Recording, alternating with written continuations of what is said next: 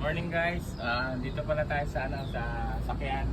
I-check natin ng bago tayo umalis ang makina. So bali, i-check tayo ng power steering. Check natin kung tama level. Tapos higit sa lahat yung mga belt. Check natin mga belt. Baka may mga cracks o mga ang patay sa daan, magka-aberya. Tapos tubig. Yan, lagi natin sinecheck yan. Ayan, okay ba level ng tubig niya? Tapos dito tayo sa langis. Check natin langis niya.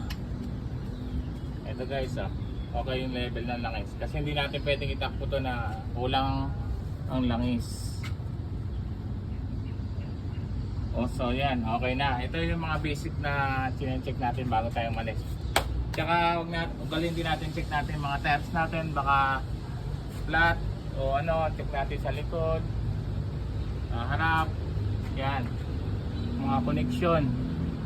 Importante yan. Mahirap yung magkakaroon tayo ng problema sa daan. Siyempre hindi naman kaagad tayo mare-rescue. Busy rin yung mga natin. So okay na, na-check ko na yun sa makina. Then yung ilaw, check natin mga ilaw. Bababa ko lang yun.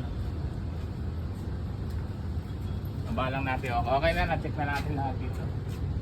So bababa na natin. Pwede lang guys saan lang baka mainit. So guys, check. Sigurado yung nakalock to Ayan guys, tumunog na. Okay na yan. Tapos check natin mga lights. Importante ilaw.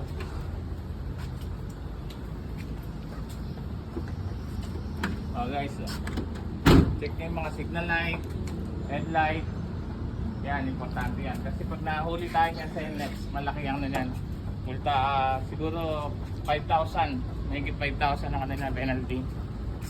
Check natin lahat.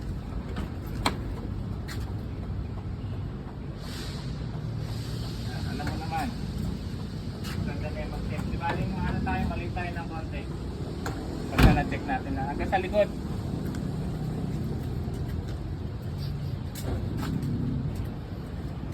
So guys, okay na. Pati top light niya, okay na. May ilaw. So guys, so ready na tayo guys.